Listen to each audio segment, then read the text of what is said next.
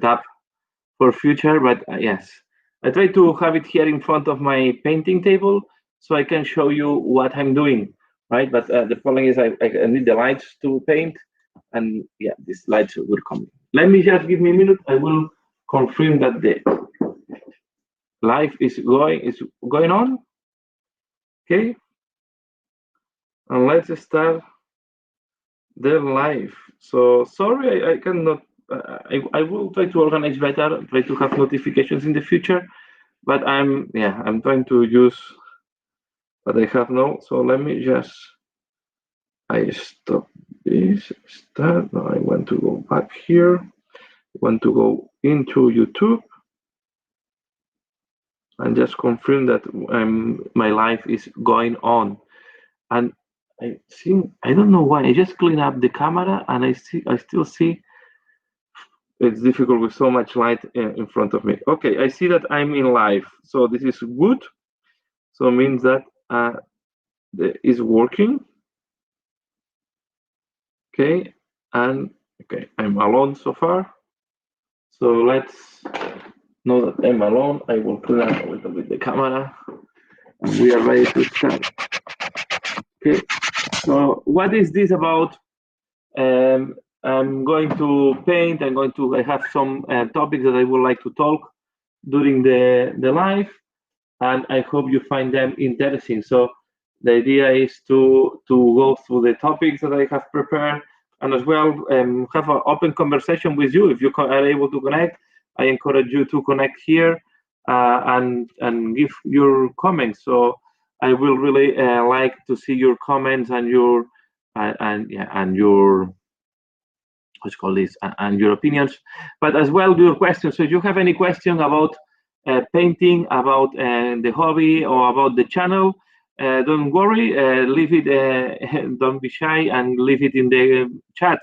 So I will appreciate any and I welcome any comment from the people that is on. And please say hello so I can know who is connected, because if you don't talk, I cannot know who is connected in the chat. What I want to talk in this time, I will like to talk about the Direchasm. Okay, this is going to be quite fast. Then I will share with you my first impressions on the blue ball. I have here the blue ball, and I also assembled these guys. Okay, I will have a review soon on the channel on these guys. Okay, the necromantic team, a very nice team. I like it a lot. I enjoy assembling them. So just here we have the ghost. Okay, nice miniature. You have all of them have two options, mainly on heads. So you can have all of them slightly different. So this is a good thing on this team. And I will be painting as usual Sisters of Battle. I also want to share with you this guy. You can see now he has the guitar on. Okay, and of course the light is not going to help. So you can see now. I think it's better. Okay, you can see it's very 80s. The last part I done is the Slanesh symbol on freehand. Quite easy to do. So you will see it on the. So I have to do some final highlights, and this guy will be ready for the third part of the tutorial. It's really it's taking quite a long, but I'm quite enjoying as well. So, but I wanted to finish more likely later today or tomorrow morning, afternoon. I will finalize the tutorial on him. A nice method to paint. So if you have the opportunity and you like crazy colors, I recommend this method for to practice your crazy colors. Let's start with painting and chatting. So I put on my sophisticated magnifying glasses, okay, because yeah, I need to buy glasses to be fair. My sight is not what used to be, and yeah, I will start doing some layers on these things. And I forgot, sorry, I have to move the camera. I forgot to pick up my gold that is here under that.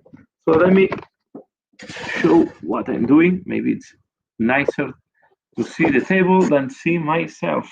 When I'm painting gold, I'm painting directly from the pot.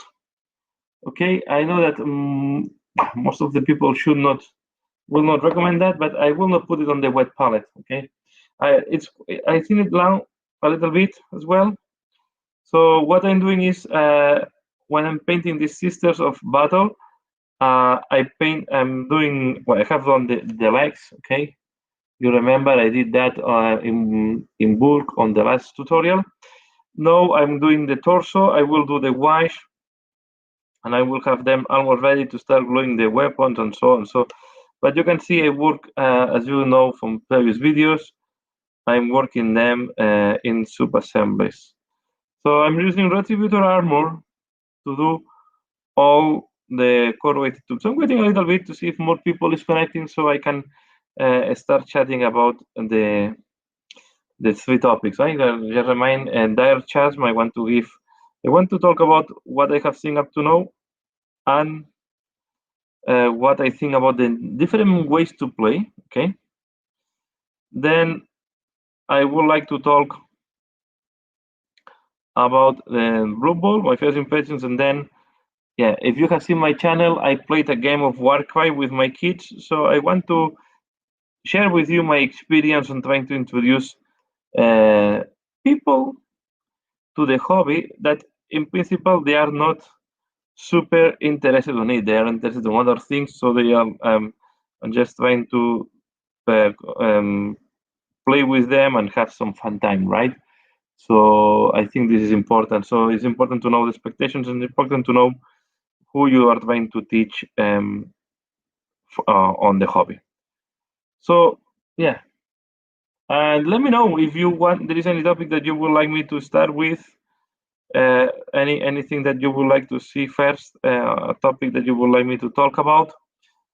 Please give a like if you pass by and share it so people can know that I'm in live. I know that I should maybe put some reminders or something like that. I will try to do it better, to be fair. I'm just practicing the live. I'm trying to do this. And as I said at the beginning, this is an open forum, and the main purpose is to be able to chat with you. So if you want me to chat with you, I will need that you leave comments and questions so I can react to them. So let's start maybe with the first one in my list of topics, that is the Direchasm.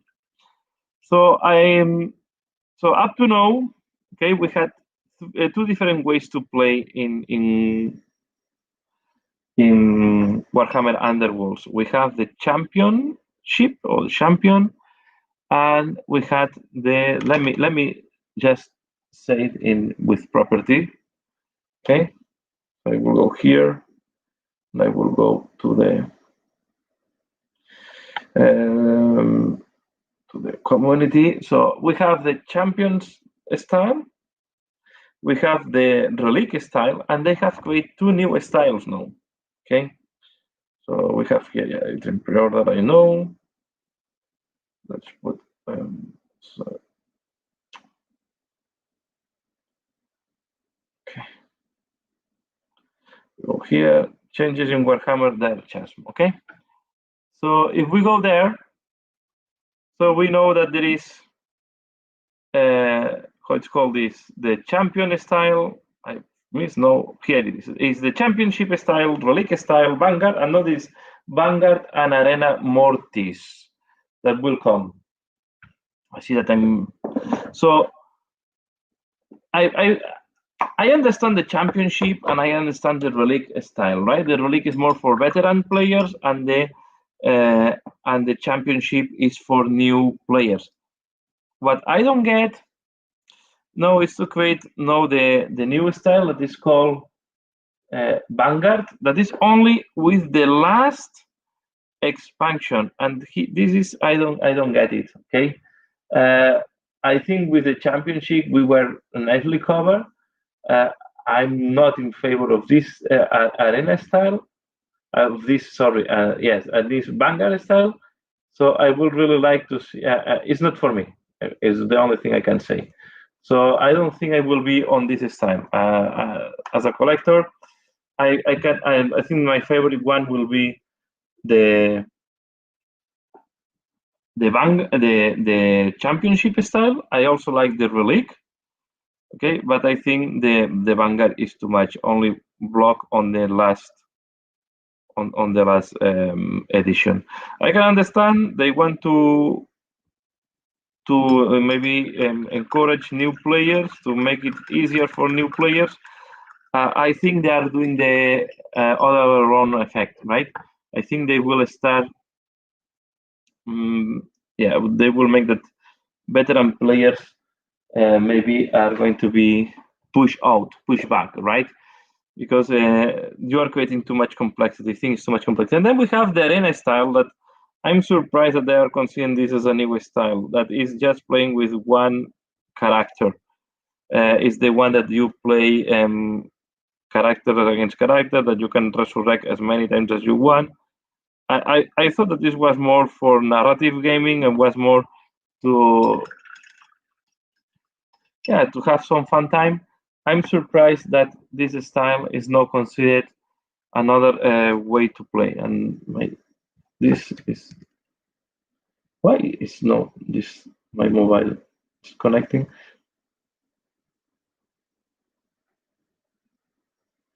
Okay, so let me.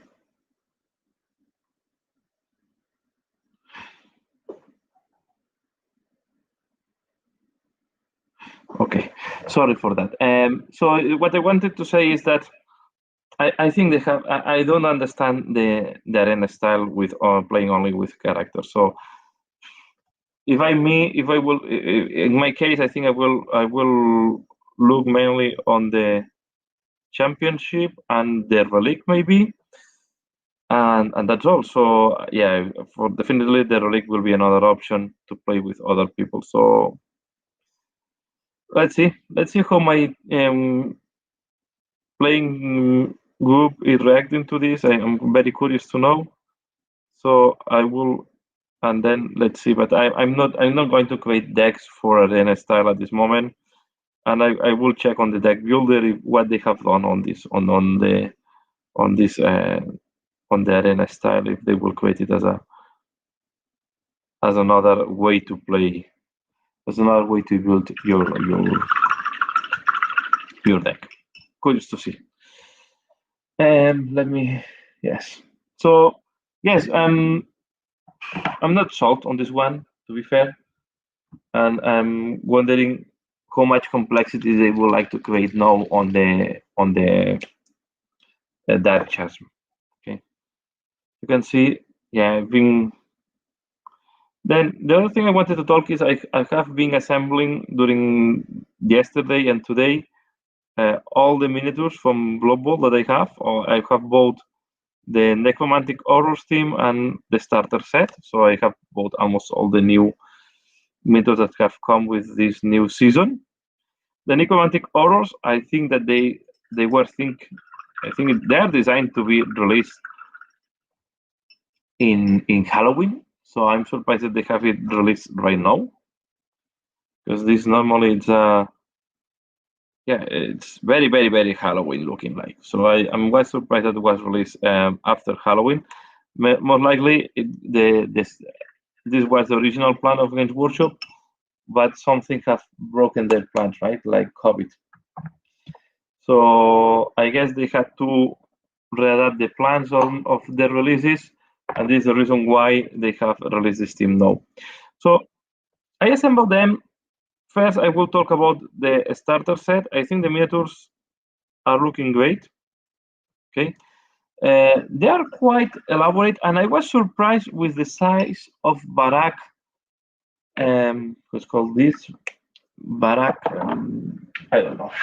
Barak, the star player. So let me show you. So this is Barak. Okay, it's quite a huge creature. It's quite a huge miniature. Let me compare to the ogre. So this is the human ogre, and it's not glued on the base. Wait, okay, don't worry. I will glue it later on. Okay, so this is the ogre, and this is the Barak. So Barak is bigger than the ogre.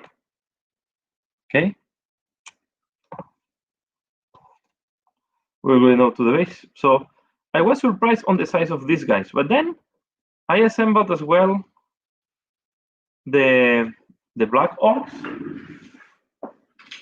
Okay, and they are quite bulky as well. Okay, so this is one of the new black orcs. Quite a nice miniature compared to the previous edition.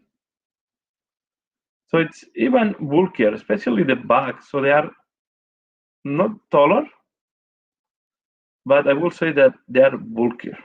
Okay, now I will do this, the very old black orc. Okay, so this is the very traditional from the second edition Blue Ball, I think it was. Okay, so you can see the difference in size. So the new miniatures, it seems that also we have a little bit, they have increased in size as well in Blue Ball. The miniatures are looking quite good. So the humans, you only have 6 different builds. Okay, you only can build the human in there is only 6 miniatures, and they are repeated twice. Okay, so there is not any way to assemble them differently. The miniature that is a little bit tricky to assemble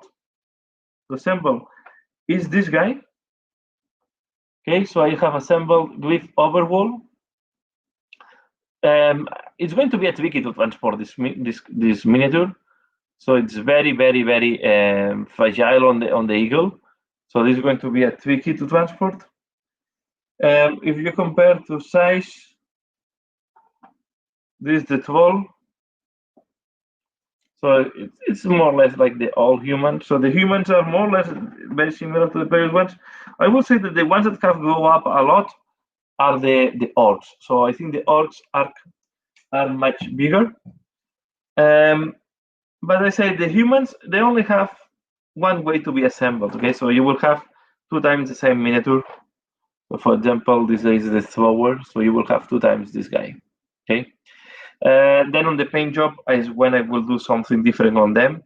They are nice. Okay, but maybe of the 3 teams that they have released right now, the orcs, the human, the noble humans, and the undeath, maybe is my less favorite ones. Okay, then we have the orcs, and the orcs, all of them have 2 different heads. Okay, so let me put them back to the box. So this is the same miniature, but the head is different on each of them. So they will be assembled the same, more or less. They have almost the same body. They have the same body. They will look very similar, but they have 2 heads. I don't know why they have not done this with the humans. I guess because the sprue looks really, really, really busy. Also, the goblins, all of them, they have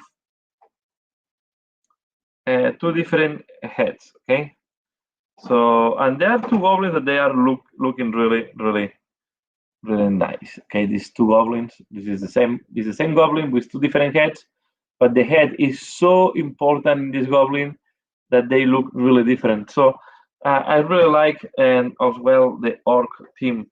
So and then I assembled the first. Well, this was the first one. The first I assembled as well the necromantic horrors. They come in the traditional gray plastic, and on the necromantic horrors we have the same thing. Okay, all of them will have 2 ways to be assembled. They will look very similar, but for example, the 2 ghosts. Okay, one have this type of knife up, and the other one is different. If we look the golems, okay, they will have different heads. Okay, all of them have different heads. So you have 2 options for heads on all the undeath, the horror. Let's call this the necromantic horrors. As well, the wolves, they also have 2 heads. Okay, the werewolf one have this type of thing on the head, and the other one, the pose is the same. So I did not change. I will not like to change any pose, so I keep it as they are. And the zombies are what's called this? Scrolls, cares, scroll. So these are Okay. You have to be careful when gluing them to the base because they are quite fragile. Okay, so you have to be careful how you put them because it can be easy to break. So that, well, they have thin parts, is the wool. They have some thin parts, so you have to be careful how you glue them on the base. But I'm reading now the rules. I see if I will be able to play some games. I'm really looking forward to play Blue Ball. I always enjoy playing Blue Ball. I think it's a game that I always had in my heart. So if you're interested in Blue Ball, let me know in the comments as well, because I would like to know if it's something that is interesting for the channel or not. But it's a game that I always like it, and I'm always enjoying to play. So let me know, what do you think about Blue Ball as well. Let's go back to the paint job. Okay, so as I said, keep working on the Sisters of Battle. I have to be very careful not to lose this part. This is why I want to start gluing all the parts together, but first I need to do some additional painting. So I'm going to apply now. I will not do this. So I need to apply now here the wash as well. So what I'm doing, the recipe for the cream armor. So I apply first ivory color, can be flayed one flesh, can be Ushapti bone. Okay, any ivory color and a color that is, yeah, it's going to be difficult, so you can maybe see better. And then I apply a wash of Seraphim Sepia over the full ivory part. Okay. Normally I try to do it. I put the ivory and the gold, and then I apply the Seraphim Sepia. Then you wait that the Seraphim Sepia dries. You clean up again with the ivory color that you use as a base color, and then you do some highlights with a very light ivory, like bleach, call this break bone, or you use almost white with a very little of flake bone finish. Okay, or you can sometimes I even use pure white to highlight. So it all depends. But you can see now after the wash, the tail is popping out much. Okay, much more. I will apply as well here inside. This is a part that is a pain to this is a part that is super small and it's not easy to paint separated from the main miniature. Okay, let's go back to the gold. That is what I was doing. I'll try to do a little bit of bulk. So when I'm painting this type of squads, let me show you. I have finished 3 of them. Okay, so the last one I think was, so I have finished the heavy flamer. Okay, so she's quite tall compared to the colleagues. So she's taller than the other sisters. I have a comparison of size in my community. If you want to see the difference of size between the plastic and the metal Sisters of Battle, you can go to my community post, and that you can see. Okay, I put it in the community so you can see the difference. So this is how it looks like before the cleaning up. Okay, I'm doing a tutorial as well on that. I hope I can put it out for next Monday. Okay, this is the idea. So let's talk more about introducing new people and my experience of introducing new people into the hobby. And here I'm talking, there is two type of people that you can introduce in the hobby, right? One is people that is very interested, that they really want to play, so they are almost introducing themselves. You need very little effort, and you just need to be kind with them and explain the rules and not to cheat, and just by that you can make them enjoy. Don't play your harder list. I don't say that you have to let them win. Okay, this is not needed. But I think it's important in the first games to be gentle, right? Not to go with your most efficient list, because it's not going to be fun for anyone. right? And if you don't make the game fun, you don't expect the people to come back, right? So you play to enjoy and to have a fun time. Okay? Some people will think, okay, I have lost. This is a challenge. I have to learn, and this will be maybe my position if I really enjoy and the background and I really like it. But other people say, okay, this is bullshit. I don't like it. They just want to crash me, so I don't go to play anymore, right? But as I said, there is two type of players. There is the players that are willing to learn, and there you can start with almost any game, the one that they are interested with, right? So if they want to play 40k, you explain them 40k. If they want to play Age of Sigmar or Bolt Action or anything, you explain them the game that they are interested on. But there are people, like my kids, they don't have a really interest, okay? But they don't even know what means playing miniatures. They only see me, their daddy, painting miniatures, playing games, meeting people when it's possible, and playing with other people. But they don't understand what I'm doing, really, to be fair. Okay, they just see that I play miniature games and I enjoy, and that's all. And to be fair, they think that they don't see the why they can enjoy that. So what I'm doing in that case, okay, first of all, on kids, you have to be careful because being more than trying, especially not all the kids, but a lot of kids, like especially my kids, being able to be focused in a game more than 1 hour is a challenge. Okay, they like fast games. They like games that, if possible, they last, I would say, maximum 45 minutes. Let's say 1 hour is the real limit. If you go over 1 hour, they will start getting bored and they will start losing the interest on the game that they are playing. They will say that the game is too long and they will not come back anymore.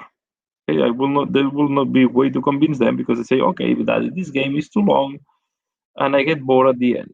Okay, so let's think games of, let's target for 45 minutes, and then maybe you end up with 1 hour at least at the beginning. And based on that, okay, means that I have to go for skirmish games that are, you cannot go for 40k, the big 40k. You cannot go for Warcry. So I have to go for skirmish games. I tried narrative kill team. Okay, because the other thing, the other difficult part is that, yeah, if they play against me, they will have a hard time as well. Okay, I try to make them to play each other or to go very easy with me. So I try to not to give. Of course, you have to give them advice, how to move, what is the best options you have. So it has to be a combination of they take their own decisions, but at the same time they get some support. Okay. So the two games that I tested, I tried. One is Warhammer Underworlds. I know that it's not a war game; it's more a board game. Okay, but it's a combination of cards and miniatures. And the advantage of Warhammer Underworlds is that can be quite fast. The problem of Warhammer Underworlds is to understand all the synergies and all the things that you put on the cards. Okay, of course the decks were built by me, so I will not expect them building decks and spending time on that. So I created the decks and I play with my older one because the other barrier is that my little one will not be able to read the cards. Okay, so I play with my older one. And even with my older one, I realized that he has hard time to understand what the cards do, okay, how they play, how synergize, because you have to be quite committed to the rules. You have to understand how the overall game plays. So it's not easy if you're not used to wargaming, like my kids, to get to understand, or to not wargaming or card gaming, right? To understand what everything does and how all interacts and so on, and what is a synergy and blah blah blah. So this is why recently I changed. I thought that maybe a better option was to introduce my kids with Warcry. Why Warcry? I think Warcry have first the core rules are very easy, are very straightforward, and yeah, there is not too much modifications and so on. Okay, so in that way it's very easy. The game can be quite fast when you start learning the mechanics. Okay, it's a mechanic that I'm not super familiar yet, but once you know the mechanics, it's a game that can be very very fast because the simplicity of the rules and there is not too many miniatures and the games are normally on on 3 or 4 turns and they are over. So then what is the other point? The other point is a game that can be very narrative, and being able to be very narrative, it's something that can help to new players because then you can, I mean, you don't need to go very harsh, or you can even do almost role playing games, right? You can be the one that it's what's called this.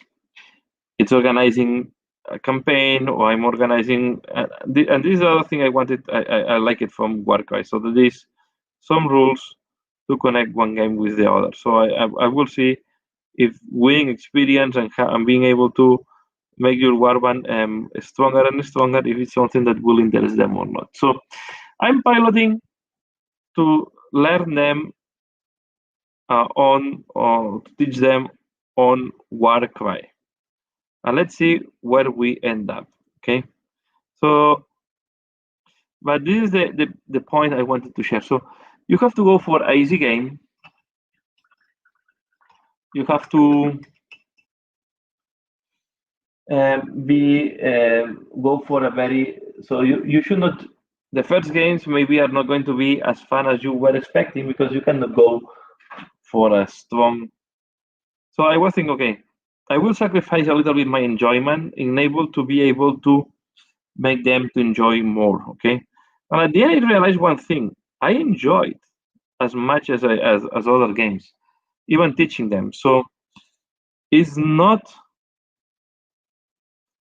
boring. At the end, was not boring to do this for me. Was very interesting because I did not realize that we spent 1 hour on the game. So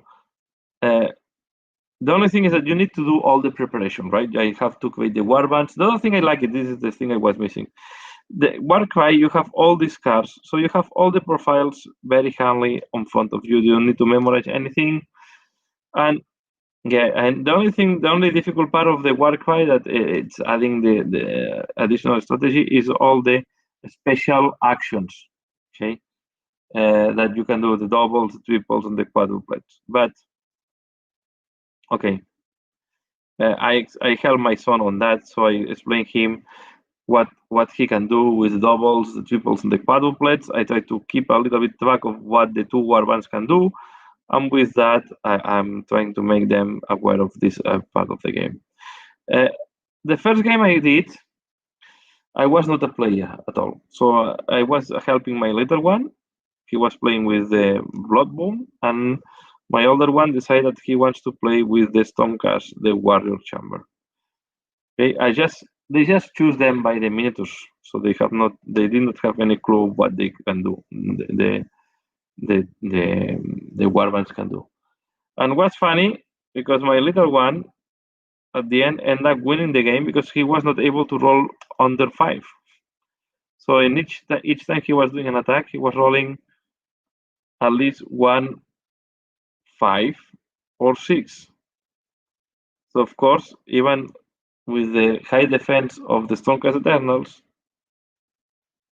so the Bloodborne was doing really damage on them. And they enjoyed, I think. They enjoyed.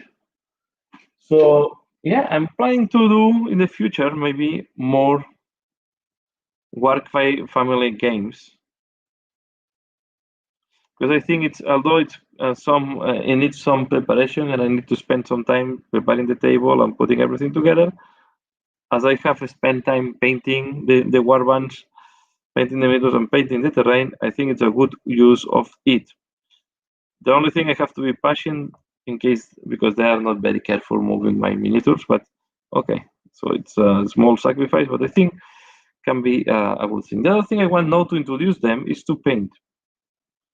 So let's see how this goes. If maybe in the future, I don't know, I'm not planning to do this right now, but maybe in the future we'll do some videos sharing how we paint together. So showing how I'm teaching as a kid to start painting, to start being in the hobby. Okay, so I see that today I'm not getting a lot of audience. I'm a little bit alone here, trying to talk about different things, different topics. Being a little bit, have to be fair with you, a little bit demotivating week, because I don't know why my channel is growing a little bit and it's decreasing a little bit, so it's not good. Have not been the best month for my channel so far. So I hope it changes the trend soon, but it's quite a little bit demotivating sometimes, because you put some effort to do these tutorials, to do this live, and to do all this product, and then you will expect some return back, but it's not too much on that. So I would like to know your opinion, if you think that I'm doing something wrong in the channel, because I'm wondering why I'm stuck on the channel growth. But okay, maybe I can put a forum on my community, and I see people connecting and disconnecting, so not sure if there is a problem there. Next time I will try to see if I think I will need to invest on a good webcam and show you better what I'm painting. I'm doing the gold part on the Sisters of Battle, as I said at the beginning. I'm trying to do this one. It's quite difficult to talk and to paint at the same time. Okay, it's very easy to get distracted and to make a mistake when you are painting and talking at the same time. It's not easy as it looks like. So this is when you do tutorial, it's easier because I'm explaining what I'm doing. But if you realize when I'm doing a tutorial and I'm doing something that requests a lot of concentration, sometimes I'm not talking. Okay, because I have to focus on what I'm doing. And and if you talk, it's easier to lose or to make a mistake. So this is why normally when I'm doing this live, I try to do something that I can paint a little bit in bulk, that it will not demand me a lot of concentration. And to be fair here, I cannot show you how I paint in very little because my webcam is not prepared for that yet. Okay, let's see if Santa Claus can give me a good webcam and I can start doing better lives. I need to explore this part. Okay, I need to check with Santa what we can do here. But this will be interesting maybe to have a better webcam to improve my lives. There is another thing that I'm a little bit surprised from Games Workshop. Okay, first is on the remake. You remember in the summer I complained on the Indomitus. I think it was a mistake when they launched it, and then they amended. Okay, they make a second campaign of Indomitus, so everybody at the end had access to the Indomitus box if they wanted. No, on Blue Ball they had a similar issue, and I was surprised. So they also underestimate, and I think that some shops had problems to receive the Blue Ball copy, so they need to delay 1 week when they were sending the Blue Balls, right? So this is why the Blue Ball was received last weekend and not 2 weekends ago. But I also realized that on battle forces, especially in the Marines, they were a little bit short as well. So I think they are struggling to keep the rhythm they want to impose. I think they are struggling to keep the same rhythm that they have been imposing up to now. And now the last symptom is that they had to delay the Death Guard Codex launch. What was very surprising for me to read that is not something that it's too much concerning to me, because I think it's okay. If it's in the next year, for me, it's good enough. I will not miss it. But it's a little bit surprising that they are delaying this. So I was not expecting a delay like that from Games Workshop. So yeah, I think they try to go. They need to slow down a little bit. Maybe they go even too fast for themselves. Of course, they go too fast for me, because for me it's not possible to couple. I think I will need to drop something. Direchasm, I will not buy it this week, so I will wait until end of December, because there is a moment that I have to take choices, and there is more urgent things that I have to take care. So, but yeah, I think they try to impose a very frenetic rhythm, a lot of things they want to do at the same time, and I think they cannot even keep the rhythm themselves. So, looking forward to see what happens, if they will postpone more things or not. Okay, so working on that, one thing I like to do on the wood, one color that works very well is Snake by Leather, the contrast paint. And this wood here on the banner, on this, well, it is the, what's called this, the Simulacrum Imperialis, I think it's called. It's very nice engraved. So apply this Snake by Leather contrast, and you almost have a perfect wood without doing any type of effort. Okay, so you can see one layer.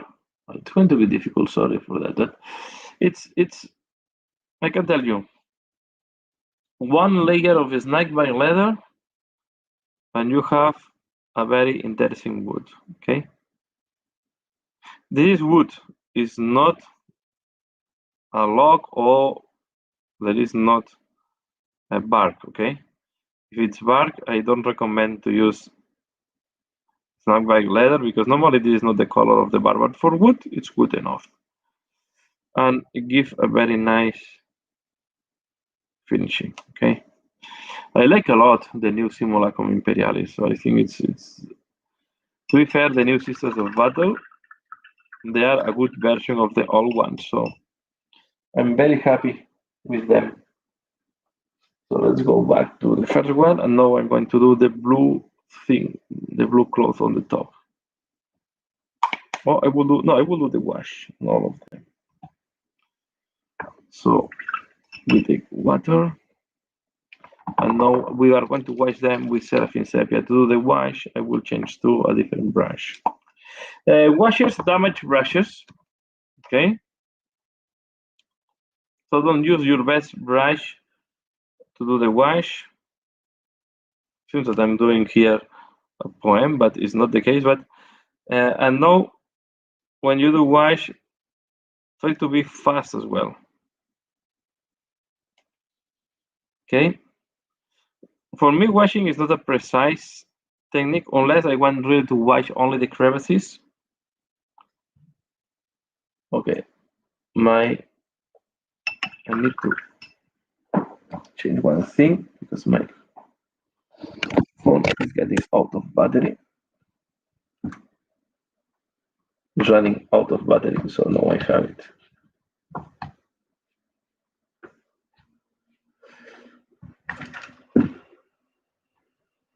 Okay, here like that. Sorry for that.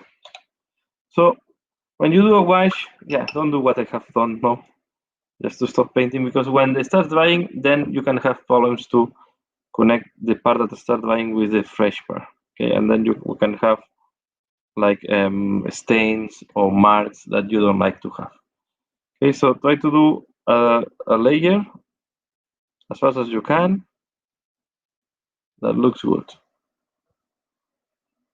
Okay, avoid that is accumulated anywhere. And here you can see I did a small mistake, but okay. And I'm taking even a little additional water in some cases to make it even thinner. Okay, but you do it like that. Okay. I say I will do.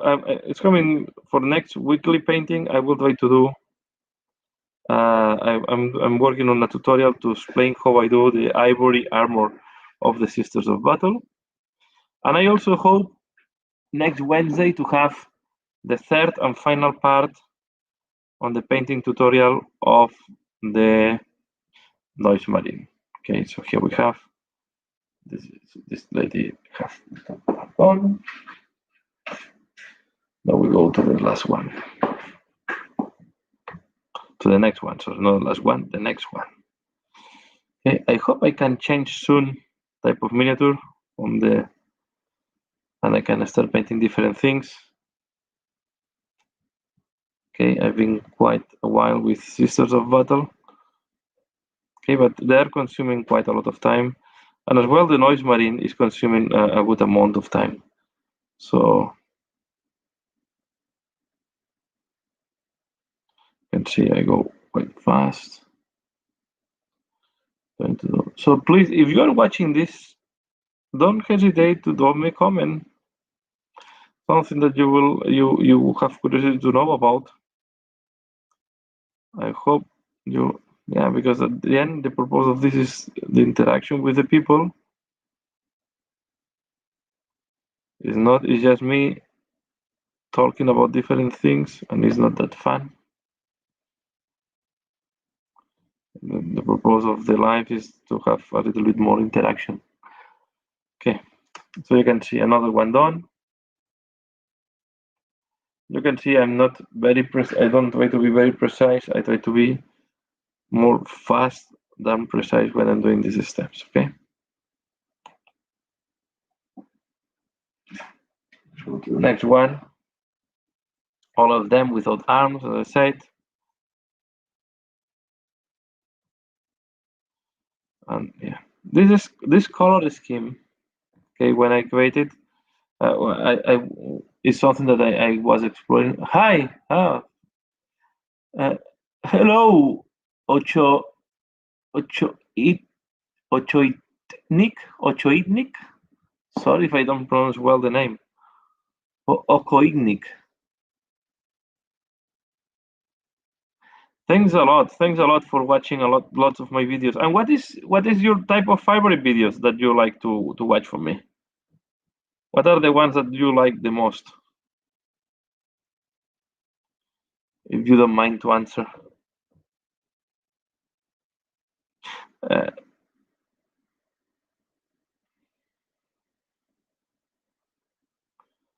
so yeah, my answer will come with some delay because the signal arrived with some delay to the video, to the live. So thanks a lot for passing by, for commenting. Very appreciated. And yeah, and as I said, if you have anything that you would like me to cover, feel free to leave it in the comments or no in the chat if you want it. Okay. So here we have another one done. So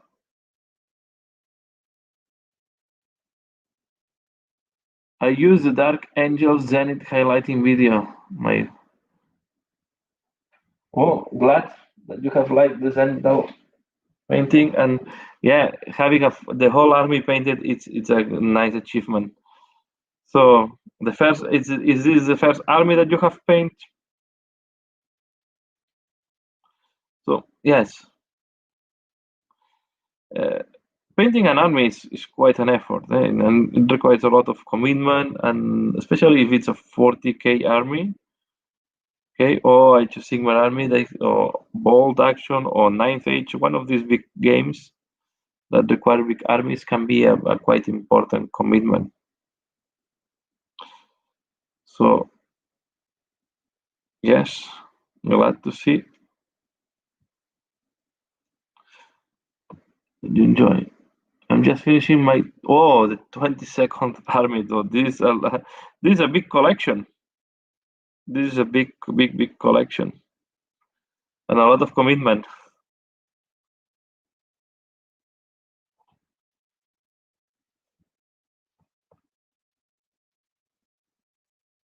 Yes, and I guess depending on the game, some are bigger than others, right? And not all the armies so this is the thing. Not all the armies reach the same size, right? For example, in my case, the Chaos army, it's huge, okay? And I keep making my Chaos army the 40k Chaos army of Chaos faction because I know that there are no Chaos are 4 codexes, right? You can consider them as a 4 armies. But in my case, I always have them as one big army, okay? And they are organized to be played as one big army. Well, I would like to see. I have if you want to join and you want to share your pictures, in the what's called in the description of my videos, there is a link to Facebook group where you can share your miniatures.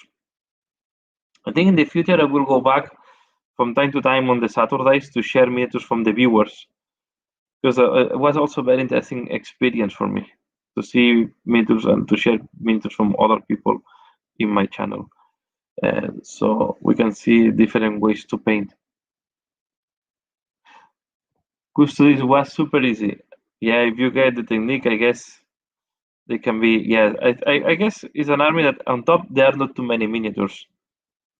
The one that it was for me very time consuming was I did an army of harlequins, and this requires a lot of effort per miniature. Okay. Also, choosing the right colors is helping a lot. For example, if I have done these ladies maybe in the traditional black armor with red, I have the feeling it will have been faster for me to make them. But I choose to have them in cream because when I was starting Sisters of Battle, I already had 2 armies in black. Okay, I have my Renegade Guard and I have my Dark Eldar. So okay, no, thanks a lot. Yeah, it will be great if you can share your pictures in the Facebook group. Okay, so I really like to see miniatures from other people, and if you don't mind, maybe in the next week we can do what I used to do in the past, share your minis. So where I share miniatures from other painters, right? Not from myself. So maybe I will go back to do this at least once a month. Yeah, I understand that Arlequins are the last. The Arlequins are going to be, doing the Arlequin skin is very, very time consuming. Okay, but at the end, it's also nice, right? It's an army that looks awesome on the table. So, and this army, I keep it much smaller than the others. Okay, my Arlequin army is you don't have too many minutes. I mean, units on this army. Okay, so you keep the army smaller. Other armies, like as I said, I keep them huge. Chaos. There are 4 armies together, but as I said, I consider one. The other army that can be huge today is Space Marines. You have so many units, especially if you start with the small Space Marines. Now you can start out introducing the primary Space Marines. So this can be really a very big army.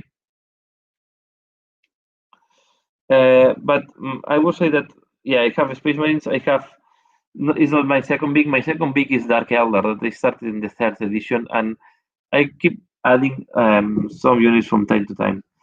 In reality, my Harlequins were supposed to be for the Dark Eldar. Okay, but at the end, when they released the Codex, I decided that they will be independent army. Especially when they remove the unit from the Dark Eldar Codex and they create their own codex. I think was a good move from Games Workshop, and I like more to have them as a separate army that can ally with the Dark Eldar when needed. So, and I have some Rock Trader Harlequins in my Harlequin army. It's one of my was one of my favorite armies to paint, but it's also very, very time consuming. You know, now on 9th edition, I decided to focus on one army to play. Okay, I decided to focus on the Sisters of Battle so far. Because what happened to me during the uh, during the previous edition, 8th edition, is I was trying to play too many armies, right? I was jumping from one army to the other, and at the end, you lose track on what you are playing, and you are not playing well any army at the end. So I decided to step back and choose one army. At the end, I decided to choose for the Sisters of Battle that had a new codex and so on, and they had new miniatures. And I always liked it, the Sisters of Battle. Although I start with Chaos in Warhammer 40k, I always liked the Inquisition part. So I like it the two extremes. Okay, I like it the Inquisition, and I like it on the other extreme the Chaos. And this is why I think I also like the Harlequins, because I think they are like the Inquisition, but for the Eldar, because they are specialized in fighting chaos. So yeah, this is what I suggest you. I know that this is a problem, right? You have a lot of armies, and you would like to see them all on the table. But the problem is there is a moment that the game, and in the past this was more or less I was able to do that, okay? But the rules in the last years are changing so so fast, are so you have to be so flexible. There are so many rules on top. You have all these stratagems and all these things that they have strange synergies, and you have to memorize them. It's not easy not today to master an army. It's quite difficult because you have a lot of layers, right? Especially if you want to go. I'm not going to competitive scene. I'm very casual, but anyway, it's you have the stratagems, you have all the different rules for the faction, and so on. So I decided to focus on one. I was not doing that in the 8th edition, and at the end, yeah, when I was not able to couple to know what stratagem I have to use, I was very inefficient. I was making a lot of mistakes and forgetting half of the things. And even today that I'm trying to focus on the Sisters of Battle, I'm even forgetting rules.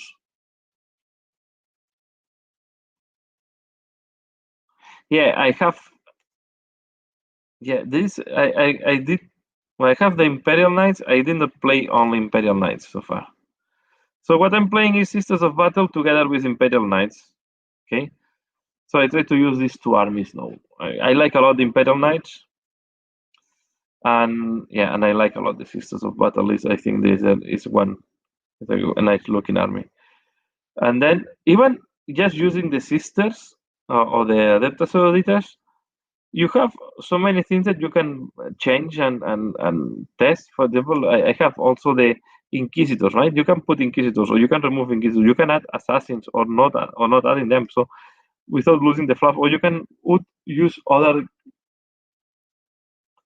Imperial armies as a line, right? You can add a small detachment of Imperial Guard, or you can add. I think the best way to learn new armies is to add them as a small detachment into your main army. So focus one core army. In my case, it's going to be Sisters of Battle, and maybe you can change from time to time or add one detachment from another Imperial army. I think for me, it's going to be the way to go in the next future, because if not, I'm getting lost at the end. I'm getting lost. There's so many rules and so many things. I keep buying all the codexes because I like I like the collection part side of the game, but I need to focus. To be fair, so this is why. And and then on games, yeah, I'm also doing the same on Warhammer Underworlds. Although we have not played so too often recently because of the COVID, we cannot meet to play where we used to do it because it was a uh, bar where they were having board games, and then the people was meeting there to play some games, some board games. So now this is closed with the COVID, so I'm wondering how these people can survive today. But yeah, okay. So this is still went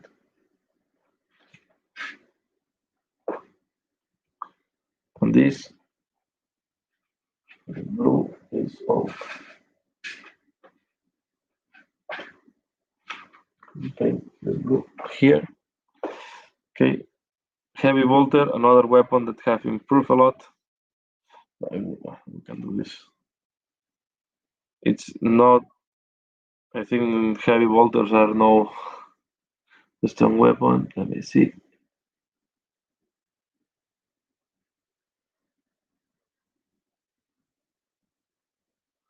Yes, I agree. So Death Guard is an army that it's maybe you can make mistakes and cover them quite easy, right? Because at the end you can say that is Nargal corrosion or something like that.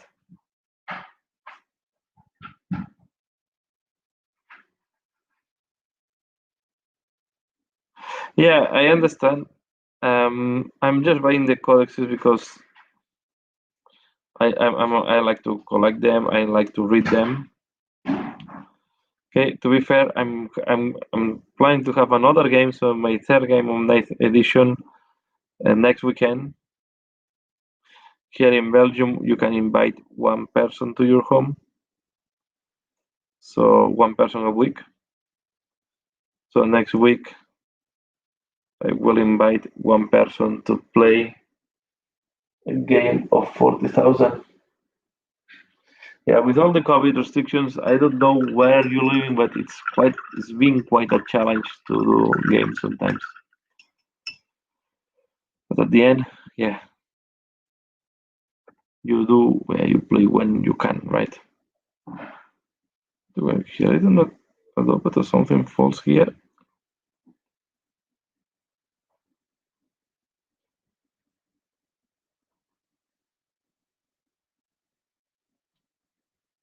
What I'm doing now, I'm putting ivory color here on the hair because I want to cover a stain that wasn't something up there, and there is like a stain of some type of ink. And I put ivory because it will cover faster than the white.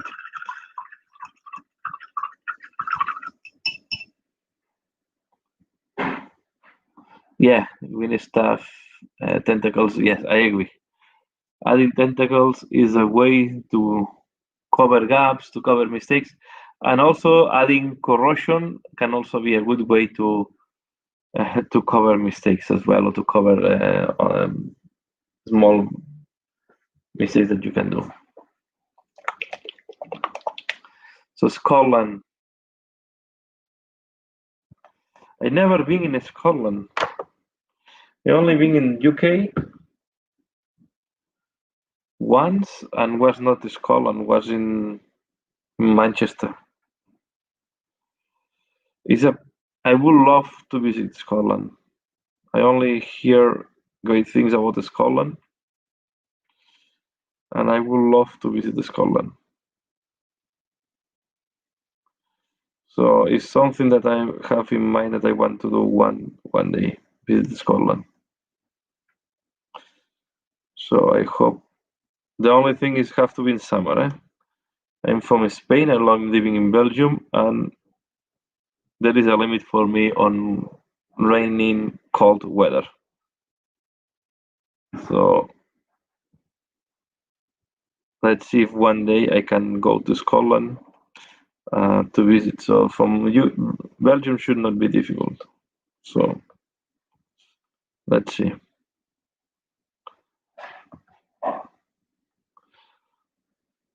So yeah, I'm painting now the weapon with a silver color. Okay, first I do the whole weapon on metallic, and then I will do the blue on top of the metallic. That way I have the sensation that it will look more realistic. Yeah. Oh, you have. Yes, this is one of the things that I wanted to visit. I love visiting castles. I love visiting castles. I went this year when we went to Germany, and also we have visited some castles. So, and I miss to put. Yeah, I like to make pictures, and I like to. See, I love this.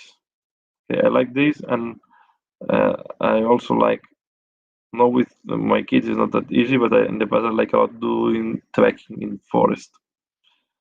So, but yes,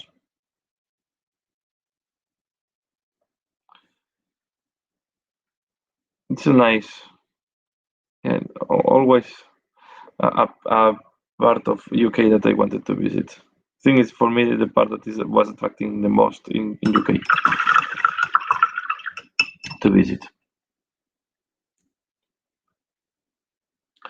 The only thing I'm thinking about is if I will drive or not to there, because I don't mind to drive long distances, but driving in UK with my car with this driving wheel on the opposite side is not going to help.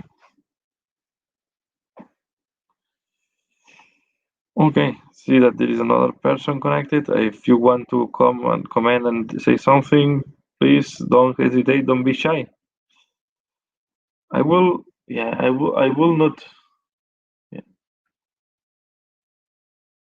Let's see. So yeah, I'm looking forward to see pictures of your miniatures, and I think next week I will do what I was saying. The beginning of I don't know if you were at the beginning of the live. I was talking about the Direchasm and the different ways to play. Are you playing other games apart of 40k, or you just play 40k? This is another thing that sometimes you don't know on the viewers which are the games that you are playing. This is another thing that is making me focus, because I think I also am trying to couple too many games, and I'm thinking if I should stop some of them. So Warcry, what I was playing, is a great game to introduce new people, and I like it a lot. Okay, especially if it's like my kids that they never share any interest on miniature gaming, and then you want to have a fast and easy game to learn, and Warcry is quite fast and easy. Okay, compared to, for example, 40,000 is quite long. And another game that is fast but is more complicated is Warhammer Underworlds. I did not try Kill Team, but it's because I think Kill Team have more elaborated rules, and I wanted to go for something that was very, very, very, very basic. So you're playing Age of Sigmar, BattleTech, sorry, and loads. I don't know the last. Loads of war games. Okay, no, okay. So BattleTech. I start into wargaming with BattleTech with the carton things.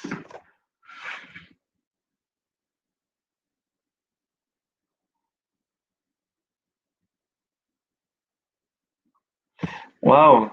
So you are painting which team of elves? Is the Elves Union, the Wood Elves, the High Elves?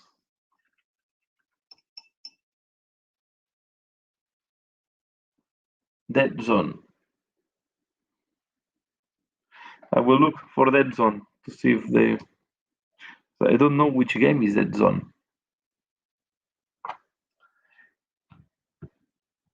I don't know which game. Elf Union. Okay.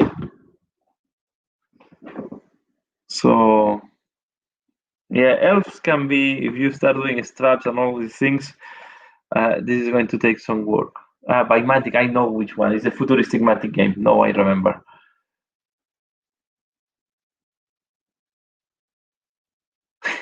Yeah, straps, and on top with yellow, it's really, really, really can be really a pain. Can be really a pain. Yeah, I never played any Mantic game, to be fair.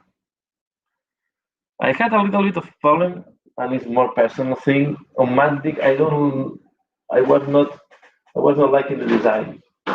So yeah, I'm concerned when I had to paint these guys, the referees. It's also black, white and black straps are going to be quite a thing to do. And the clothes are quite hidden, so it's not going to be easy to show the straps on all these things that this guy is wearing on top. Yeah, painting straps on yellow, it's tricky. It's tricky. If you mess up, it's difficult to clean up.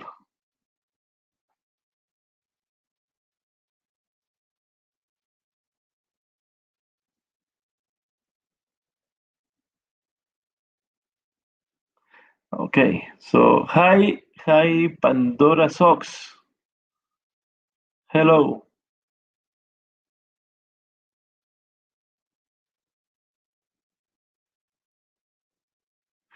I think, but I have so many armies that at this moment I don't have plans to start a new army. I like a lot Daughters of Cain. It's an army that I think looks very nice.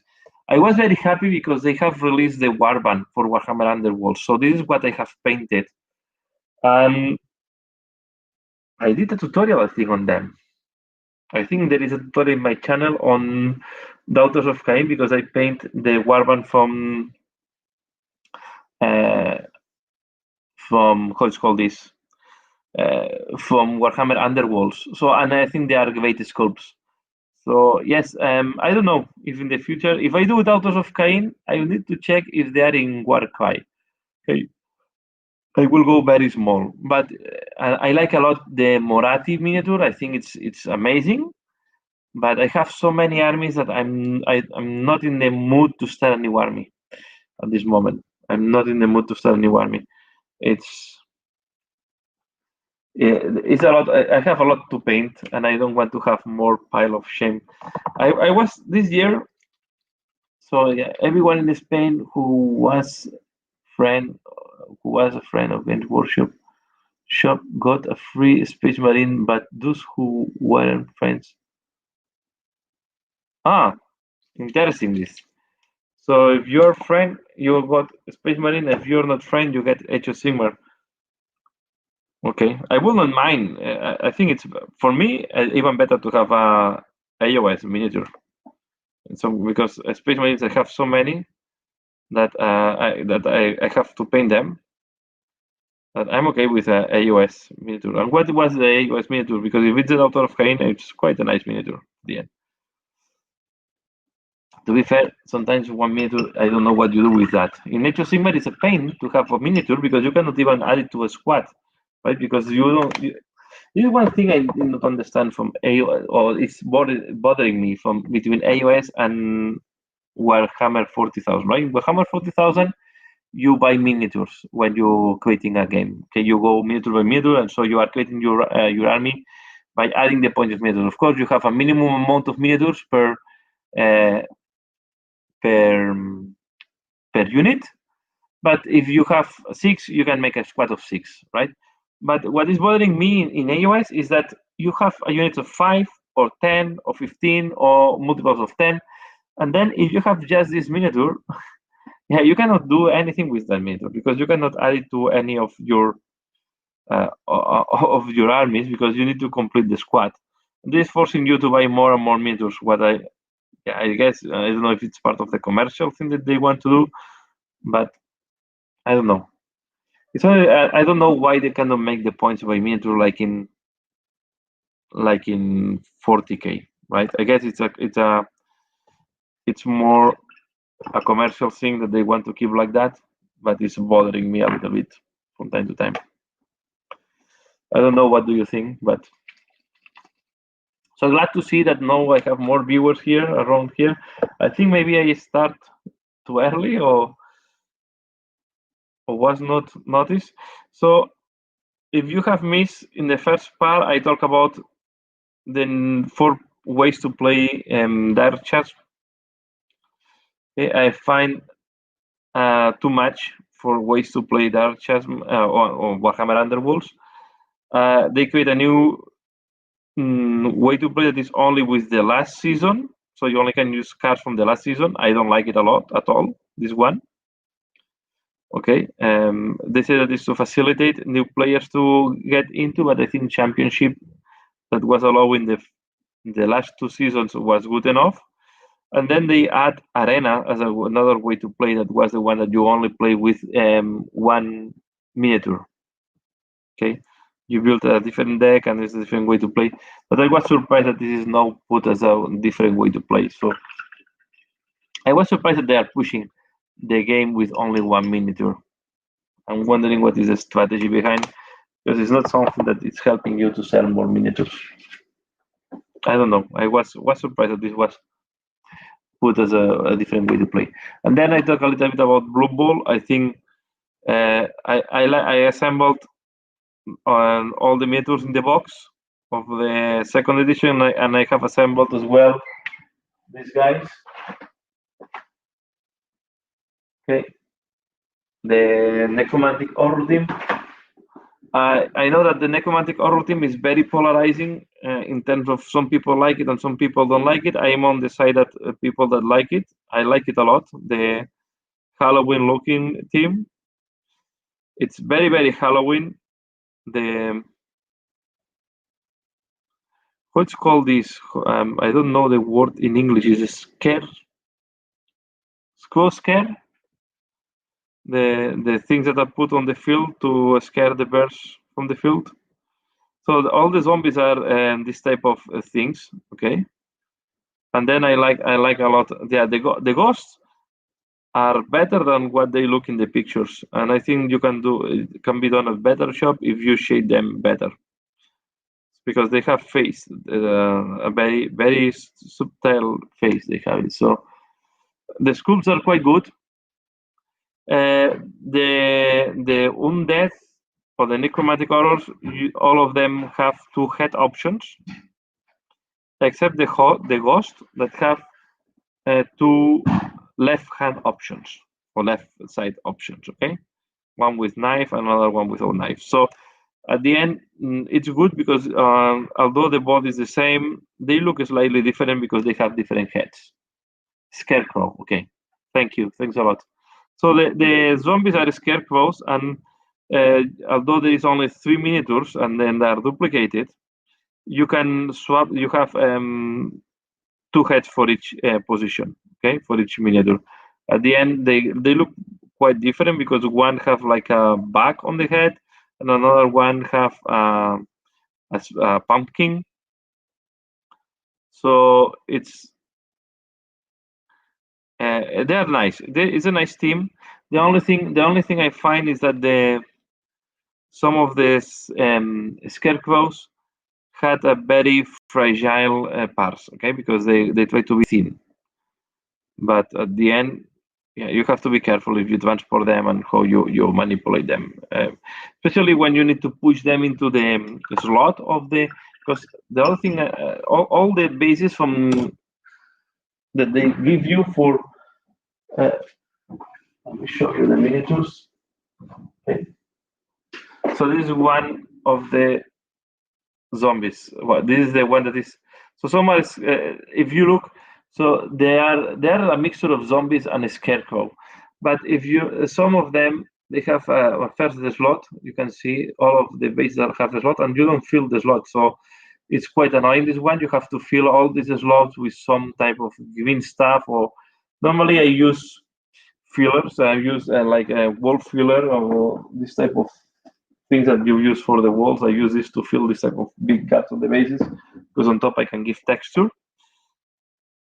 Okay, or you can even put a small plastic thing on top. Okay, but you have to be careful. This guy is stronger, but especially on this part here, if you push too hard to put it in the slot, you can damage them. Okay, and you can see, although it's plastic, this is the fragile one. Okay,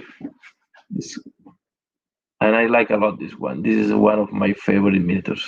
Okay, so this is really a scarecrow guy. Okay, and then you have this one. Let me show you the other one that is the same.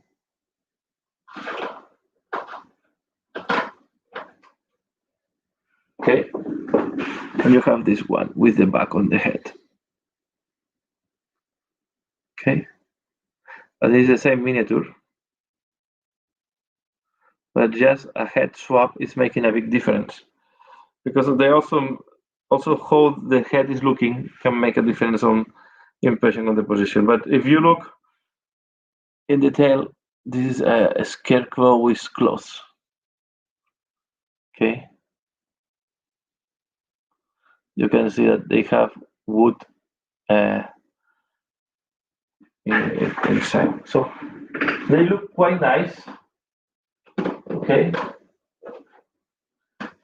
Yeah, these are the ghosts. I think these are the people that did not like it too much. But if you look here, they have the face. You can work on making the face more noticeable. The only thing is, like, you have to be careful with the gaps.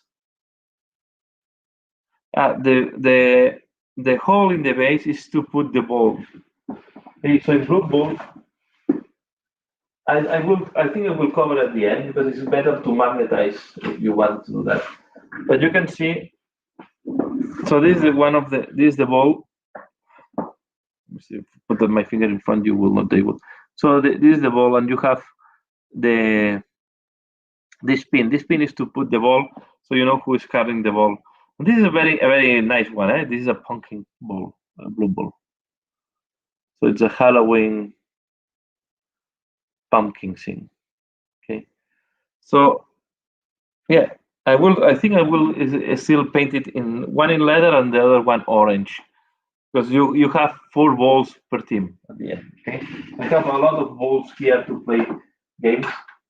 So yes, but the thing that is even more annoying for me, I can understand these ones are making use of this a lot, is the orcs. The orcs, they don't have even the slot on the legs, so you have these slots there that you have to cover. Okay, the orcs is also a nice team. They are super bulky. Okay, this is the previous black orc. So now they have they are as tall as before, but the back is much wider. So they look bulkier, although they don't have the same armor plates as before. So the orcs are quite nice. They are quite scary, and they are quite big. But I was surprised by the size of Barak. So this is Barak. He's as big as a troll. Okay, so this is a troll. He's almost as tall as the troll. Okay. So I was surprised for that. He's bigger than the ogre for the humans. Okay, and the only thing is that the humans, I don't know why they don't have any additional part. Okay, so on the humans you cannot swap heads. So on the orcs you have the same. You have 2 times the same sprue, but in any sprue you have 2 times the number of heads that you need. So at the end you can have 12 guys that are different because you have different heads. Okay, you have 6 bodies and 12 heads, what makes you different. But in the humans, you only have 6 heads per sprue, meaning that you have all the humans duplicated. I like a lot, and I did not realize until I started assembling them that there is a woman in the humans team. So there is a guy with, let me just, this is, yeah, there is this is a lady, okay? She was much slime than the other ones, and then I realized that there is they have these big feathers on top. Okay, and the face she has, yeah, I was hesitating at the beginning if she's a woman or not, because the face she has is quite is not very feminine. Okay, but I'm pretty sure she is a woman at the end, because she looks thinner than the others, and the body shape is more like a woman. So, and then you have all of them. So the only thing I did not like it, or maybe I will make it better, is why they have not put different heads for the humans. Is the only thing I was missing. I guess because there was not too much space on the sprue, but yes, it's a miss for me. So at the end I will have, yeah, two of each miniature, right? Like it used to be in the past when you had the plastic teams. You used to have in the humans, the all humans was the same, and in the all orcs, I think was the same. So I will need to use the painting to make them a little bit more different. Okay, and then you have the house and everything to do them. So overall, I like them. I think they also the referees, they look quite interesting. Okay, you have two referees, one elf and one dwarf. And I like a lot the dwarf with the, I guess I don't know if it's the rule book at the back, or it's the list of all the players that have made faults, and she is the blacklist of the players. But this is the dwarf. Okay, and then we have the elf. I don't know if this is a thing in American football, but looks like she's giving a red card. He's a man, so he's giving a red card. Although I would say that the elf are more she than he. Okay, and then the last one I want to share is the Griff Overwall. So this is a human superstar player.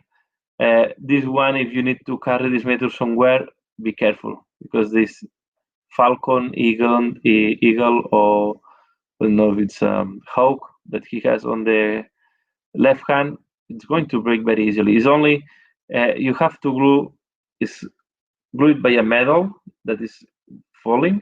You glue the metal to the arm, and then you only have the strings of the metal going up. So it's very, very weak joint. So if you need to transport this, I want to see how.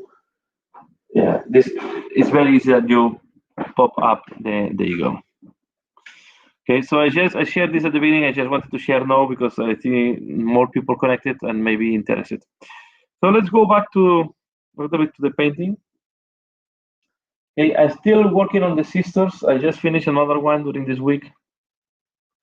Okay, the flamer one. She's quite tall, these sisters. So I did a comparison of size with the metal ones, and they are a little bit taller. But especially the flamer one is taller than the other ones. Okay, and I don't know why. So they have different heights.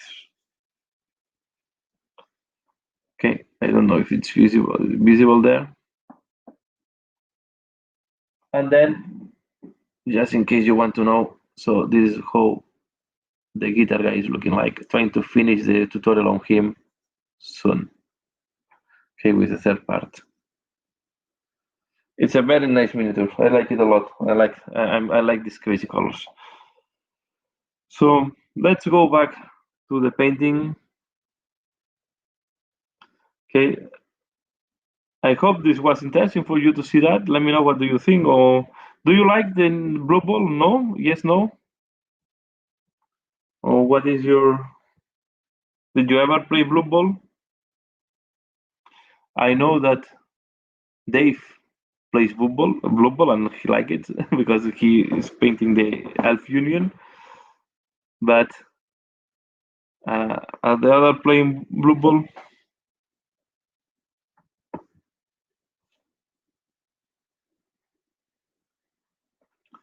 So yeah, what I'm going to do white blending. When I'm doing wet blending, all the clothes normally I try to do them more by wet blending. I'm wetting first the palette a little bit because the paints have been here a little bit dry.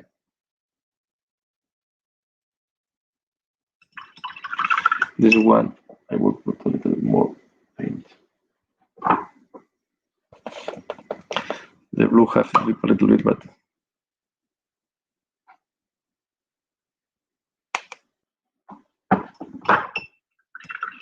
okay, I think I will finalize today with a wet blending on the cloth, so I can show you live how I do the wet blending. I'm just looking for the Barneus Calgar color. Put a little bit more. Calgar blue. Here it is.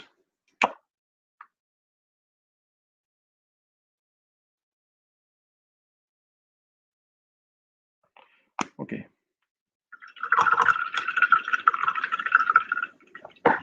I have not played Blue Bull since 1990. Okay, so I have, yeah, no, it has not changed too much since last week when they have launched the new version. And I don't think it changes a lot, but there are some, yeah, they have changed a little bit the mechanics because now there is a new ability. Okay, but I need to test it how it plays now.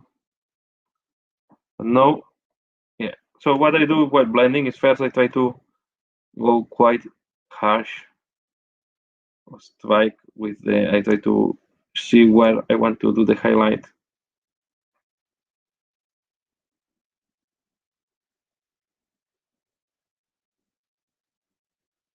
Okay, and before it dries, I come with the next color and I start blending quite fast. And I have even the darker one.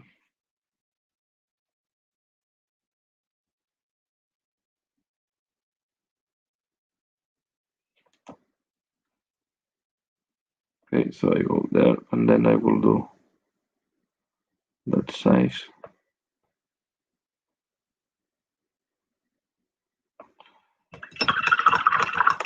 And now I will take even the lighter one and I will go like that.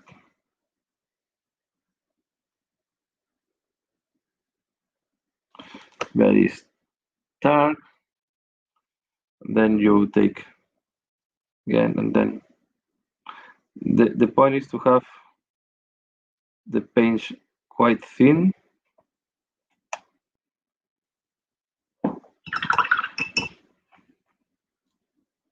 And sometimes I even do intermediate mixtures on the palette in case it's needed. Yeah, my Calgar blue is a little bit too dry. No, this one is also too dry.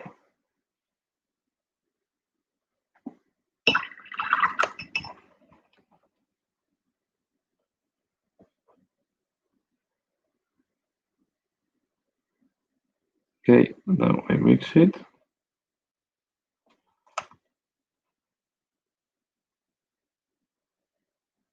And I do it like, it's difficult to show it in a webcam. I have tutorials how I do white blending, isn't it? But you can see I did one fold, so I go fold by fold on the cloth, working the highlights. Okay, so I start marking them. Okay, where I want the highlight.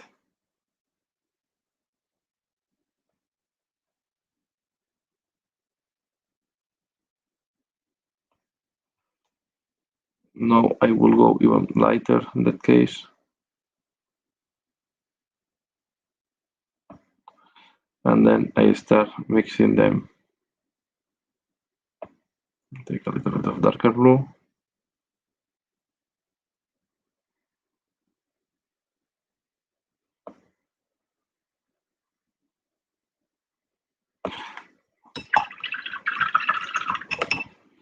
And I keep doing.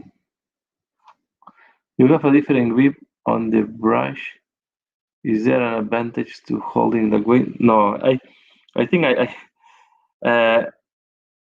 it's a bad habit. I also have a very different grip on how I holding the pen or the pencils. It's the first time I showed this a person that was painting, that was from the art studies. He was surprised how I was gripping the brush. I think it's at the end. I think it's how you feel more comfortable. Okay, I have a very but I know that I have a very strange way to hold my brush. It's because I always paint it. I start holding the brush like that, but I don't think it's an advantage or disadvantage. It's just how I get used to it. Okay, and here that I have the rivets on this, or the buttons, okay, of this piece of cloth, I will ignore them when I'm doing that. Okay, so I will do like that first. Now we'll take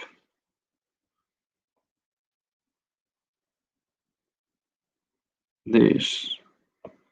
We'll take a little bit of this one here.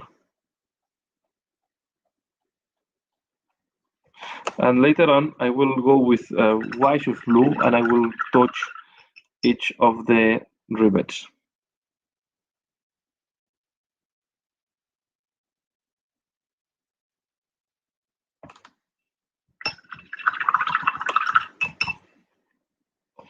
Now we can do this side of the cape.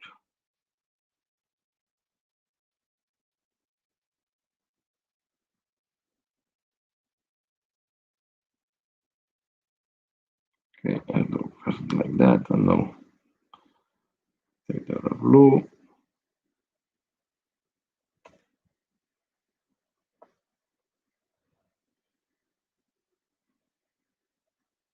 This wet blending, once you get practice, can be quite a fast technique to highlight. Okay, as all the techniques, it's all about practicing and repeating. Okay, and I like here because I like to give a little bit of texture. Okay, so I this some of the brush strokes, if they are very thin, I leave it because this gives this textile texture on the cloth. Okay, you can see now how the cloth looks like. Also the inside.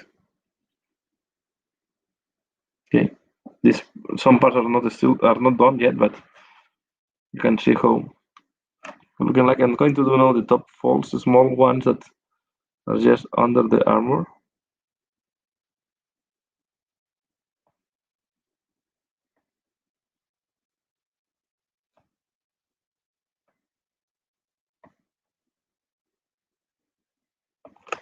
Okay, and then yeah, I was also talking about how I'm holding the brush. So I did some in the past. I take some lessons from a person that was when I was my parents. We used to have a family shop, okay, where we were selling Warhammer, but we were also selling um, models, right? Miniatures of other kinds, like Tamilia or Rebel miniatures or something like that. So historical miniatures and sport, like sport cars as well, or cars, miniatures, and so on. Okay. So and we were giving, or we were organizing painting and assembly lessons, so to make mainly historical stuff. But I joined one of these lessons because we had a person that was coming from the art side, that now he has his own brand called Mick. Hey, but we used to have Mick as a teacher for painting miniatures. Okay, so I was able to meet him, and the first time he saw me how I was holding the brush, he was surprised. He was asking me if yeah, he told me, "Oh, you should not hold the brush like that because it's not going to work." But at the end, yeah, I was already painting for a long time, and he did not manage to change my way to hold the brush. Okay, so I'm holding the brush like that. It's not what they will recommend to you to do it, but yeah. So, but I was really fortunate to see how Miguel is called. Okay, but he's now in the especially in the historical meters, he's known as Mick because he has all this. He's selling all this type of Mick pigments and different type of stuff to paint mock-up models. Okay, or historical miniatures. Okay, and yeah, and he was a great guy. So he was very kind. He was a good teacher. He was teaching very nicely to all the people that. So we organized, I think, was 3 or 4 courses of I think was about 8 sessions, 8 times that was split in 8. So yeah, I agree. If it works, it works. So I think the best is that you hold. For me, what I learned is hold the brush how you feel comfortable and how you feel that you get in there. And if it's the first time and they give you some advice, I think it's good to have some feedback. But yeah, at the end, you should hold the brush how you feel more comfortable. Okay. So I will.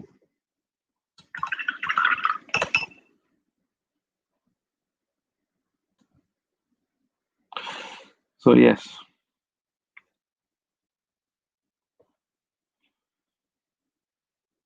So at the end, our family adventure with the shop ended up closing the shop because it's was too much money invested and we were not making a lot of money, and yeah, it was taking a different career at the moment of time. And my mother, yeah, also stopped the shop and decided to go for a different thing. But I think it was a fun time. I learned a lot.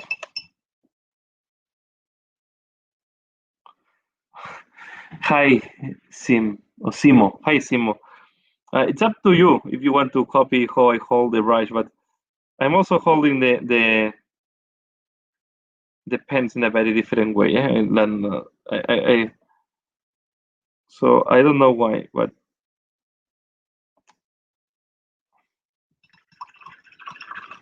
I don't think other people will recommend you to hold it like me.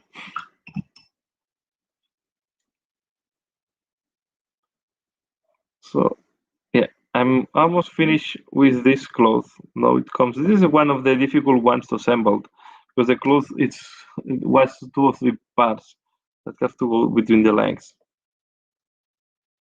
I remember when I was assembling this body, it was quite a pain. So Games Workshop now is doing very interesting 3D designs, but sometimes are very complex. Okay, and you cannot work almost in sub-assemblies because you cannot know how they will go together until you put them together. So you can imagine sometimes what will be, right, if there is an arm or something, but you cannot know how this will go on inside of the entire minute until you start assembling them. And sometimes the parts are very weird, right? It's like half body with with a little bit of the legs and so on. So that makes very difficult to work with sub-assemblies. Well, if you say that the way I hold is the secret for my paint job, I'm not sure of that. It's practice, I think. At the end, painting is a lot of practice and experimenting.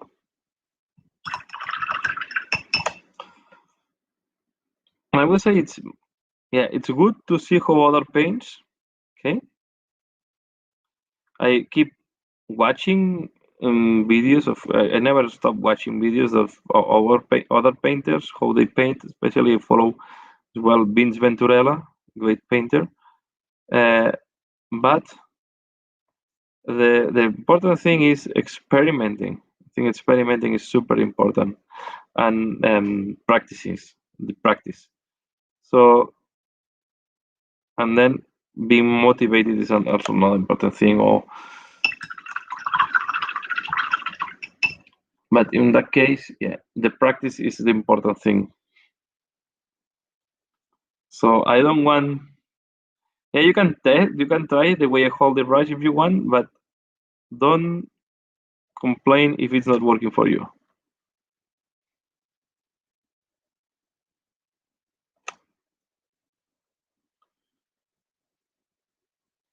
Okay, this part is very tricky.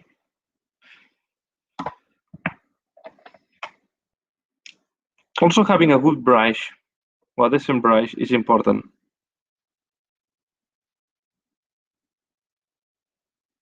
Okay, you need a brush that is quite good to.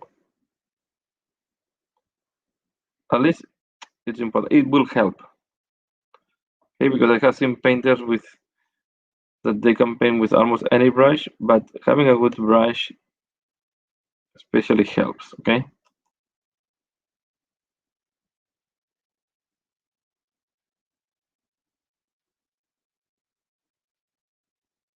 And at the end is as well a balance between how much time you want to spend and for each miniature, right? So it's also important to balance how much time you want to spend on painting the miniature and what is your target. I mean, there is a moment that there is a limit of time that you want to invest on a miniature because you have I have more to paint. So this is why I don't try to go to top level on all my the miniatures I'm painting. I try to keep a very high standard. Okay, try to do a good job and try to do, but sometimes yeah, I know I see that some things I can go back and improve and so on. But I have so much miniatures to paint that I decide to go for the next one and not to bother too much if I cannot achieve the maximum.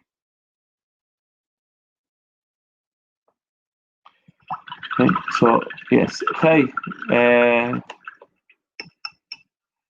good night, good evening. So thanks a lot for joining Hard Age Painting. Mimic that Kung Fu grip anyway. And also thanks a lot for joining SX Boy. Good evening.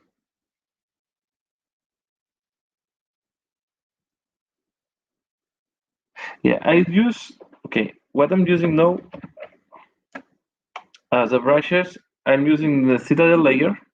This is the one I was with the wet blending, is with the Citadel layer. I've also used in the past, and I keep using because I like it. No, this is the the artificer brushes. Okay, but the though is super damaged. This one. Okay, I really use it. It keeps the tip, but it's too small now, the tip. And the ones I'm using now that I'm very happy with them so far are the Opus, Artist Opus. Okay, like that. Okay, the Artist Opus, I also like it. But I have to say that if I have to choose a favorite, it will be the Artificer from Games Workshop. I also was testing Army Painter, okay, as a cheap brush to do layers. I did a very bad use, so this is a little bit damaged, so it's only for big surfaces. But I didn't like this one, for example. The Army Painter, this is which size? The Hobby, the small detail. Okay, I didn't like these Army Painters because they are too soft for me. I like a slightly harder brushes. And then I have big ones that are, I use mainly Citadel brushes because I'm very used to them. I test other brushes I test in the past, and I was not that happy with them. Okay, so this is why I mainly use this type of brushes. I know I ordered by. I went to Spain for very dirty brushes to do dirty jobs. I ordered in the what's called this in Wish, okay, 10 brushes for €2 or something like that. I'm just looking forward. They will be one-use brush most likely, so you use it once and then you scrap. But and there are other things I'm using for dry brushing. The other thing I'm using for dry brushing is this thing.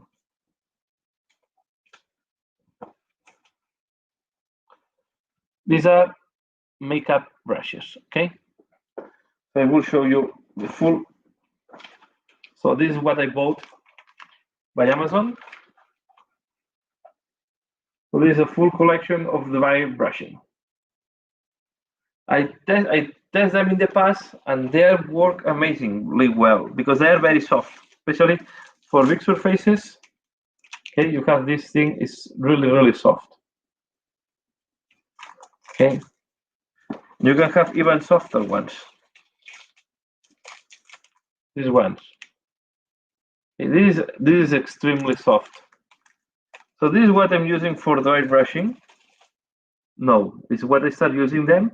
Some of them I already use and are starting to be damaged. I don't care. If they get too damaged, I throw them away. And the other thing I'm using, when you have a brush that is too harsh and you want to soften it, I'm using this cleaner. This is how it's called this, Paint a Clean from Rebel. It is really a solvent, and no, it's not correctly close. It's cool because it has a safety cap. Okay, so kids normally should not be able to open that. Okay, I'm using this to, I think it's a mixture of acetone. Okay, to clean the brushes. So these are the brushes I use normally.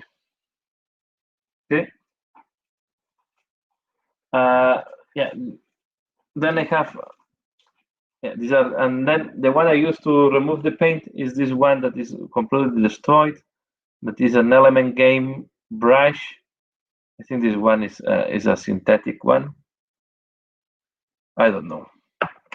But this was really, I did not like it, so I started using it to take the paint out. Now have a nice tip. I don't know, very damaged. I'm thinking if I can use it for some uses. But when I want to do the tail, I want to do some detail, I will take my opus, and I have a habit that, yeah, some people will tell me I should not do, but I still lick my brushes.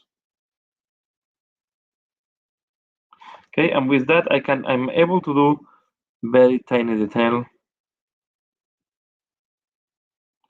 Okay, so I bought a box of the Artist Opus. These are the Artist Opus Series S. Okay, and yeah, they are quite expensive. I wanted just to try them. I think the box was 50 euros, but as well, the Citadel Artificer brushes are quite expensive too. So these are the brushes I like to use. This one, I don't use it for washes or metallic paints. I try to avoid it. I mainly use it to do edge highlight and layering, right? So now I want to do the symbol of the sister of battle here. So I just take this one, and it's quite precise brush. The other important thing that looks like is to have the light dilution of the paint. So this is the tricky part of painting miniatures, is to really have the right dilution. Okay.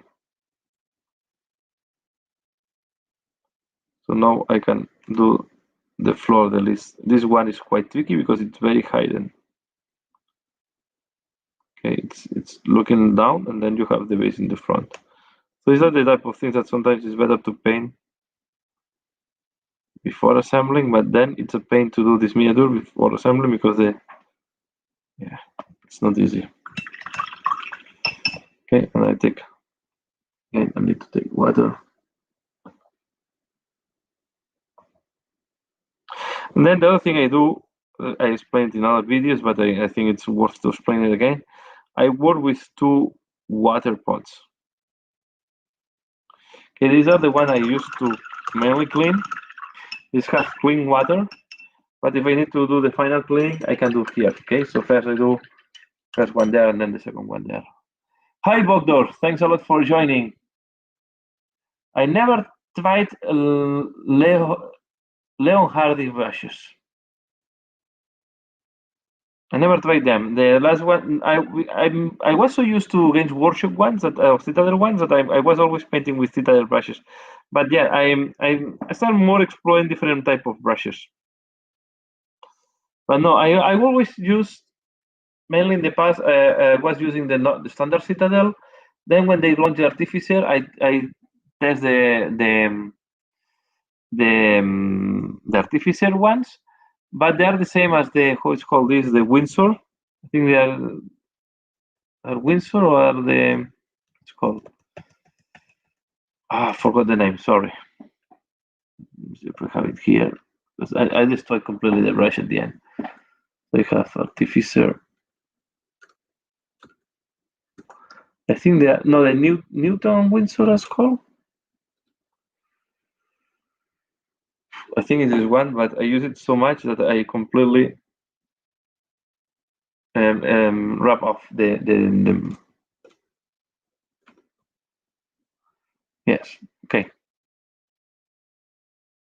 No, thanks to you for joining. Thanks to you for joining. Very good. I'm going to finish as well quite soon because I've been on live for now more than almost 2 hours live. So I think it's going to be time to start stopping here. I really love Kolinsky. Yeah, I never tested Kolinsky. I will check. So yeah, I think at the end the brushes is something personal, right? Is what you get used to use, and everybody at the end is using the brush that they like the most. And I think it's like how you with the I think at the end, once you start getting experience on painting, everybody is having their own brushes and their own favorite paints and so on. As I start with always been using Citadel, I'm so used to them. Okay, this is the reason, but I can understand other people prefer other brands and so on. So I think it's a very personal thing.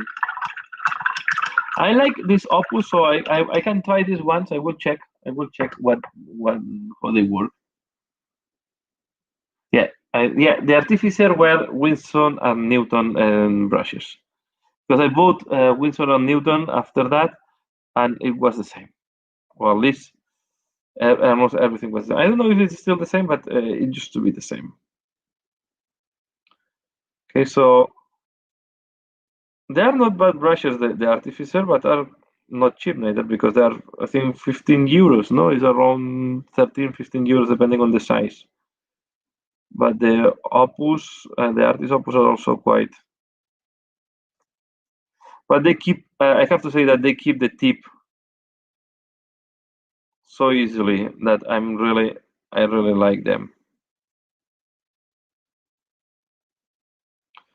So, and the point is, when you paint a lot, and I'm not very good in keeping my brush in good shape. I'm not taking a lot of care of my brushes, to be fair. I'm not using the soap every time. I'm not the best on keeping my brushes in good condition. So, but I have to say that the Artist Opus, the Artificer from Games Workshop, and even the normal from Games Workshop, they are brushes that they resist a lot of not good treatment. Okay, so I think it's a good brush, and I think if you are if you are a new painter, I will recommend for me works very well the layer brushes from Games Workshop, the cheap ones. Okay, the ones that are cheap. €3, I think, or €4 for each. Then when you want to go and if you paint a lot, the Artificer is not a bad investment. So at least for me, it was not a bad investment. So, but at the end, it's up to everybody and up to everybody what you feel more comfortable using. The other thing I realized I prefer the brushes that have this type of grip, okay, than the ones that have the triangle. For me, it's better. So Simo says that. Yeah, I think Citadel was, yeah, and then Simo says that my favorite is the Masterclass from Army Painter. Okay, so I guess it's a more expensive Army Painter one. Yeah, I'm open to test new ones, but once you find the price that you like it's very difficult to change, right? Once you find the price that you like it's difficult to change, and you like to keep using the same brand of brushes. So yeah, sorry, but I think I will finalize here. I was really enjoying the last part when we had more interaction and I had more people here in the chat. But yeah, I will need to. Yeah, it's 1:45. It's almost 2 o'clock in the night here, and I will need to go to bed. I'm quite tired, and yeah, I cannot. My sight is not in the best to keep painting. Yeah, yeah. Just to conclude, if you were thinking on Artist Opus, they are quite nice. I would recommend to start just buying one, not the full box, and test with one Artist Opus first to see if it's much. So as I said, Thanks a lot for joining. I really appreciate. Let me put the camera like that. I really appreciate that you have joined at least part of the live. I really enjoyed interacting with you. I love that. And if you like it, I will try to do it more or less late night next Saturday. Maybe I will do one part that I will share the miniatures of the viewers. So yeah, as usual, thanks a lot for watching and see you again later. Bye.